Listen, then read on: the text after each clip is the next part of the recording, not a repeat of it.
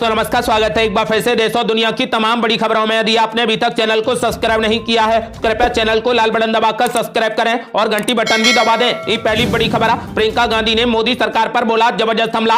बोली सरकार WFI को भंग करने को लेकर झूठी खबर फैला रही है ताकि आरोपी को बचाया जा सके। दरअसल केंद्र खेल मंत्रालय ने रविवार को WFI की मान्यता रद्द कर दी। इस फैसले पर कांग्रेस की महासचिव प्रियंका गांधी वाड्रा ने सवाल खड़े कर दिए हैं। प्रियंका गांधी ने आरोप लगाया है कि बीजेपी सरकार इसको लेकर झूठी खबर फैला रही है। कुश्ती संघ को भंग नहीं किया गया है, सिर्फ उसकी गतिविधियों पर रोक लगाई गई है। प्रियंका गांधी ने सोशल मीडिया प्लेटफॉर्म एक्स पर कहा कि कुश्ती संघ को भंग करने का भ्रम फैलाकर आरोपी को बचाने का प्रयास किया जा रहा है। एक पीड़ित महिला की आवाज दबाने के लिए इस स्तर पर जाना पड़ रहा है। कांग्रेस नेता प्रियंका गांधी ने कहा कि देश को गौरवान्वित करने वाली नामचीन खिलाड़ियों ने बीजेपी सांसद पर यौन शोषण का आरोप लगाया तो सरकार आरोपी के साथ खड़ी हो गई। पीड़िताओं को प्रताड़ित और आरोपी को पुरस्कृत किया। प्रधानमंत्री और गृह मंत्री के कान पर जूं तक नहीं रहेंगी। उन्होंने कहा कि महिला पहलवानों से आंदोलन वापस लेने के एवज में दिए गए आश्वासन को गृह मंत्री भूल गए। प्रियंका गांधी ने कहा कि अहंकार की पराकाष्ठा यह है कि जिस बीजेपी सांसद पर महिला खिलाड़ियों के यौन शोषण का आरोप है उसने खुद यह भी फैसला करवा लिया कि अगला नेशनल गेम उसी के जिले और उनके ही कॉलेज ग्राउंड पर खेला जाएगा। इस अंधेरगर्दी और अन्याय से हारकर ओलंपिक विजेता साक्षी मलिक ने कुश्ती ही छोड़ दी। खिलाड़ी अपने पुरस्कार वापस करने लगे तो सरकार अफवाह फैला रही है। प्रियंका गांधी ने आरोप लगाया कि जहां भी किसी महिला पर अत्याचार होता है ये सरकार अपनी पूरी सत्ता की ताकत के साथ आरोपी को बचाती है, वो पीड़ितों को ही प्रताड़ित करती है। आज हर क्षेत्र में महिला नेतृत्व की बात होती है लेकिन सत्ता में बैठे लोग ही आगे बढ़ रही महिलाओं को प्रताड़ित करने, दबाने और हतोत्साहित करने में लगे हैं। प्रियंका गांधी ने कहा कि देश की जनता और देश की महिलाएं ये सब देख रही हैं। आपको बता दें कि प्रियंका गांधी ने मोदी सरकार पर जबरदस्त हमला करते हुए कहा कि सरकार WFI को भंग करने को लेकर झूठी खबर फैला रही है ताकि आरोपी को बचाया जा सके। अगली बड़ी खबर, बेरोजगारी को लेकर बीजेपी पर जमकर भड़के अखिलेश यादव। बोले नो नौकरी नो धंधा, यूपी में सब मंदा। दरअसल समाजवादी पार्टी के अध्यक्ष और उत्तर प्रदेश के पूर्व मुख्यमंत्री अखिलेश यादव ने एक बार फिर से बीजेपी सरकार को जमकर घेरा है। सपा नेताओं के साथ बैठक करते हुए सपा मुखिया अखिलेश यादव ने बेरोजगारी को लेकर बीजेपी सरकार पर सवाल खड़े कर दिए हैं। अखिलेश यादव ने कहा कि अब नो नौकरी नो धंधा, यूपी में सब मंदा। वहीं पूर्व मुख्यमंत्री अखिलेश यादव ने आरोप लगाया है कि देश में नकारात्मक हालात के लिए केंद्र की भारतीय जनता पार्टी की सरकार जिम्मेदार है। वहीं अखिलेश यादव ने कहा कि बीजेपी की डबल इंजन सरकार और यूपी में 2 बार की सरकार के तमाम झूठे दावों की सच्चाई ये है कि आज भी आदिवासियों, गरीबों और किसानों की हालत ज्यों की त्यों है। अखिलेश यादव ने कहा कि बीजेपी सबसे ज्यादा जातिवादी पार्टी है, नाम बदलना ही बीजेपी अपनी उपलब्धि मानती है और अपने 2 कार्यकाल में भाजपा ने समाजवादी पार्टी के कामों को ही अपना बताकर अपनी वाहवाही करवाई है। उन्होंने कहा कि अब जनता भाजपा सरकार की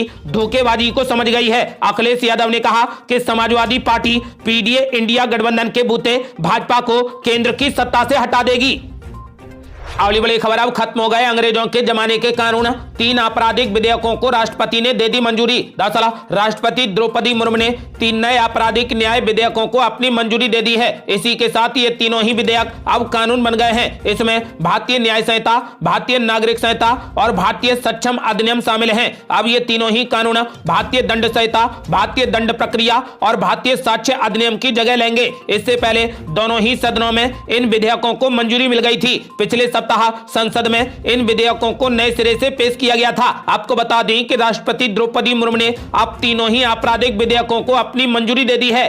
अगली बड़ी खबर, नए क्रिमिनल कानूनों को राष्ट्रपति द्रौपदी मुर्मू ने दी मंजूरी तो जयराम रमेश ने बोला जबरदस्त हमला।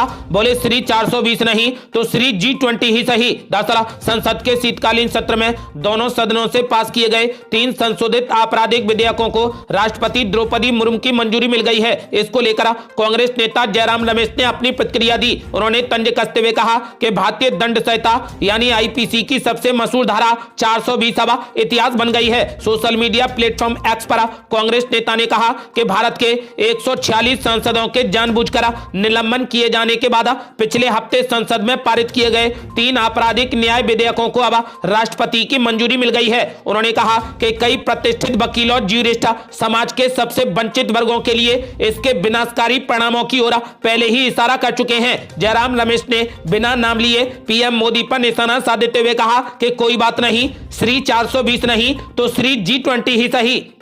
अगली बड़ी खबर, कपिल सिब्बल ने बीजेपी पर बोला जबरदस्त हमला, बोले राम के आचरण से बहुत दूर है बीजेपी। दरअसल राज्यसभा सांसद कपिल सिब्बल ने बीजेपी पर जबरदस्त हमला करते हुए कहा कि भारतीय जनता पार्टी राम की बात करती है लेकिन उनका व्यवहार राम जैसा नहीं है। राम मंदिर पर विपक्ष के रुख पर कपिल सिब्बल ने कहा कि यह पूरा मुद्दा ही मात्र दिखावा है। कपिल सिब्बल ने कहा कि बीजेपी के लोग राम की बात तो करते हैं लेकिन उनका जो आचरण है वे राम के आचरण से बहुत दूर है। उनका व्यवहार, उनका चरित्र कहीं भी भगवान राम के करीब नहीं है। उन्होंने कहा कि सच्चाई, सहिष्णुता, त्याग और दूसरों के प्रति सम्मान भगवान राम के कुछ लक्षण हैं लेकिन वे ठीक इसके विपरीत करते हैं। उन्होंने न्यूज एजेंसी एनआई से कहा कि बीजेपी के लोग कहते हैं कि राम मंदिर बनवाकर वे राम की मर्यादा को पूरा कर रहे हैं लेकिन जो दिल में बैठा है वो राम नहीं है। उन्होंने कहा कि राम को दिल में बैठाओ और संवैधानिक मर्यादा को राम के आचरण के साथ पूरा करो। ये पूछे जाने पर कि क्या वो 22 जनवरी को समारोह में शामिल होंगे तो कपिल सिब्बल ने कहा कि राम तो मेरे दिल में है, मैं कोई काम दिखावे के लिए नहीं करता हूं। बता दें कि कपिल सिब्बल का यह बयान ऐसे समय में आया है जब अयोध्या में रामलला का भव्य मंदिर बनकर लगभग तैयार हो चुका है और मंदिर के उद्घाटन, रामलला के अभिषेक और प्राण प्रतिष्ठा की तैयारियां जोरों पर चल रही हैं। अगली बड़ी खबर, इंडिया गठबंधन में सीट शेयरिंग को लेकर कांग्रेस नेता जयराम रमेश ने कर दिया बड़ा ऐलान। बोले हम खुले मन और बंद मुंह से ही सीट शेयरिंग पर बात को आगे बढ़ाएंगे। दरअसल लोकसभा चुनाव 2024 के लिए विपक्षी दलों के इंडिया गठबंधन की पिछली बैठक में भी सीट शेयरिंग का फार्मूला तय नहीं हो पाया था। हालांकि इस बैठक में यह बात निकलकर सामने आ गई है कि जनवरी के पहले हफ्ते तक सीट शेयरिंग का फार्मूला तय कर लिया जाएगा। इस बीच कांग्रेस के वरिष्ठ नेता जयराम रमेश ने इंडिया गठबंधन में सीट शेयरिंग को लेकर बड़ा बयान दिया है। जयराम रमेश ने सीट शेयरिंग के मुद्दे पर कांग्रेस का रुख पूरे तरीके से साफ कर दिया है। उन्होंने न्यूज एजेंसी एनआई से बातचीत में कहा कि सीट शेयरिंग में बातचीत होगी, जो कुछ भी करना होगा वो हम करेंगे। अलग अलग राज्यों में अलग अलग परिस्थितियां हैं, उन्हें मद्देनजर रखते हुए सीट शेयरिंग पर बात चल रही है। कांग्रेस नेता जयराम रमेश ने कहा कि हम खुले मन और बंद मुंह से ही सीट शेयरिंग पर बात को आगे बढ़ाएंगे। गौरतलब है कि कांग्रेस की 5 सदस्यीय राष्ट्रीय गठबंधन समिति 28 दिसंबर को होने वाली नागपुर रैली के बाद पार्टी प्रदेश इकाइयों से चर्चा करेगी। 29 दिसंबर से गठबंधन को लेकर क्या रणनीति अपनाई जाए, इस पर चर्चा के लिए राज्य इकाइयों के नेताओं को दिल्ली बुलाया गया है।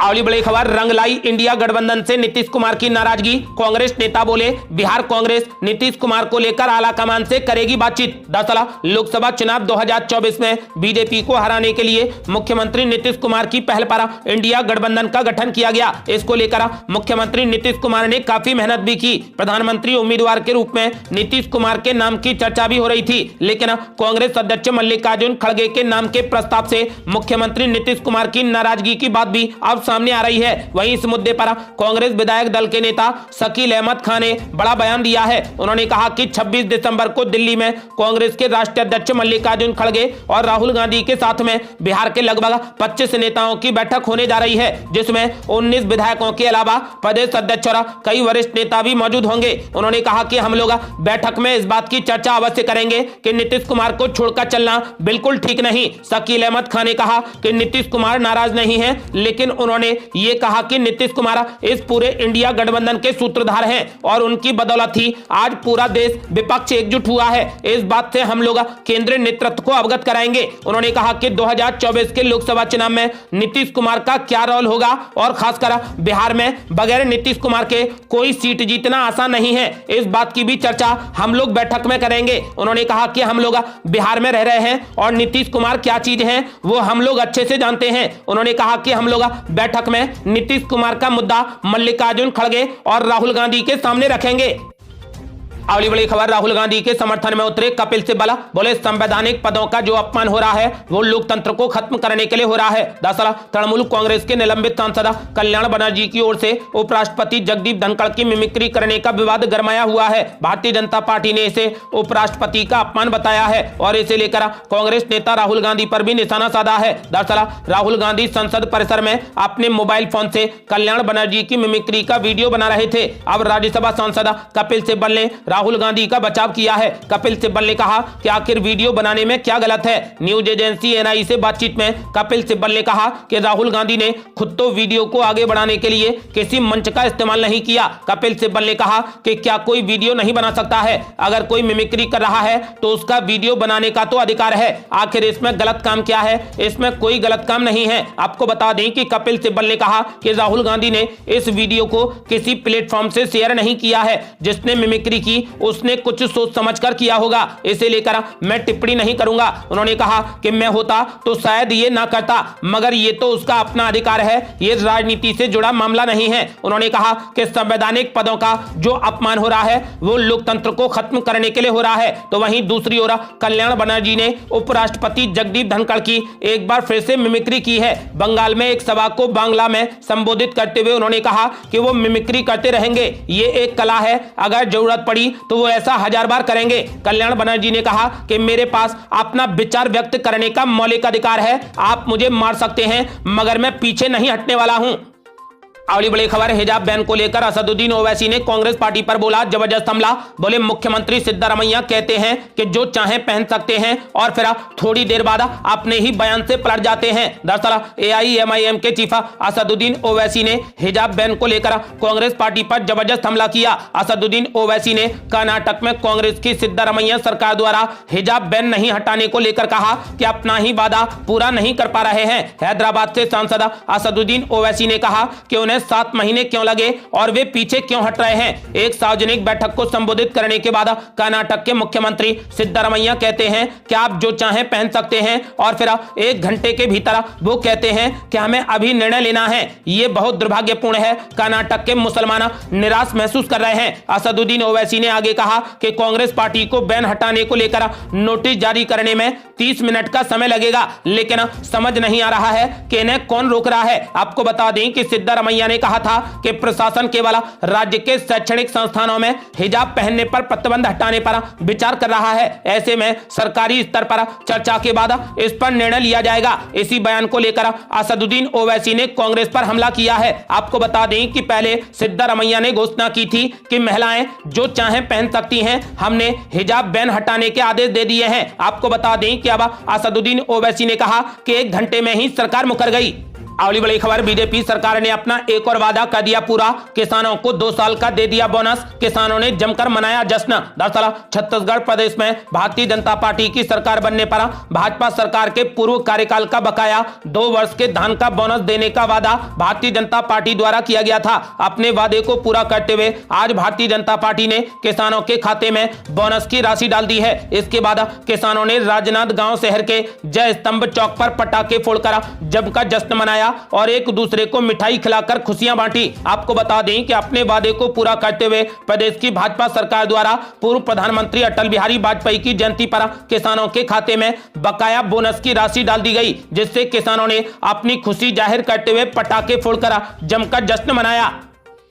अगली बड़ी खबर, अभिनेत्री और पूर्व सांसद जयप्रदा को कोर्ट ने दे दिया गिरफ्तार करने का आदेश। दिल्ली और मुंबई पहुंची यूपी पुलिस की टीमें, कोर्ट की सख्ती पर आई तेजी। दरअसल आचार संहिता उल्लंघन के मामले में कई बार वारंट जारी होने के बाद भी अभिनेत्री और पूर्व सांसद जयप्रदा कोर्ट में हाजिर नहीं हुई, तो कोर्ट ने एसपी को उन्हें गिरफ्तार करने का आदेश जारी कर दिया। इस आदेश के बाद रामपुर पुलिस की एक टीम दिल्ली और मुंबई गई है। इस दौरान पुलिस टीम ने 3 दिन में कई स्थानों पर जयप्रदा को तलाश किया है। पुलिस कई स्थानों पर जाकर वहां मौजूद लोगों से पूछताछ कर चुकी है। आपको बता दें कि फिलहाल कोर्ट ने जयप्रदा को गिरफ्तार करने के आदेश जारी कर दिए हैं।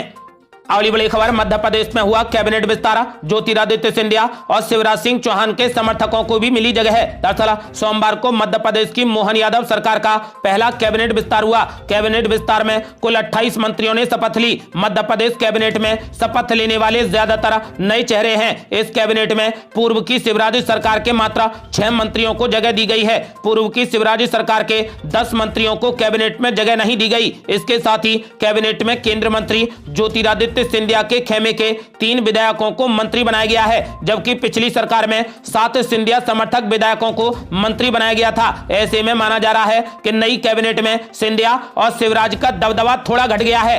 अगली बड़ी खबर, पंडित धीरेन्द्र शास्त्री ने हिंदुओं से की बड़ी अपील, बोले क्रिसमस का बहिष्कार करें, बच्चों को ना बनाएं सांता क्लॉज, हनुमान जी के पास भेजने की दी सलाह। दरअसल मध्य प्रदेश के बागेश्वर धाम के पीठाधीश्वर धीरेन्द्र शास्त्री हमेशा अपने बयानों से सुर्खियों में रहते हैं। धीरेन्द्र कृष्ण शास्त्री कटनी जिले में आश्रम के भूमि पूजन में पहुंचे थे और यहां पर पीठाधीश्वर धीरेन्द्र शास्त्री ने एक बार फिर ऐसा बयान दिया है जिस पर विवाद भी हो सकता है। इस बार उन्होंने ईसाई धर्म के प्रमुख पर्व क्रिसमस को लेकर कहा कि सांता क्लॉज का बहिष्कार करना चाहिए। इसके साथ ही उन्होंने सनातन धर्म को मनाने वाले लोगों से 25 दिसंबर को क्रिसमस डे नहीं मनाने की अपील की। उन्होंने सांता क्लॉज को लेकर कहा कि ठटरी के बंदे हरो करें। धीरेन्द्र शास्त्री ने कहा कि बच्चों को सांता क्लॉज ना बनाकर भगवान हनुमान जी के पास भेजें। 100 करोड़ हिंदुओं को बधाई देते हुए उन्होंने कहा कि देश हिंदू राष्ट्र बन रहा है। नए साल पर 22 जनवरी को दीपावली मनाएंगे। उन्होंने कहा कि हर घर में दीप प्रज्वलित किए जाएंगे।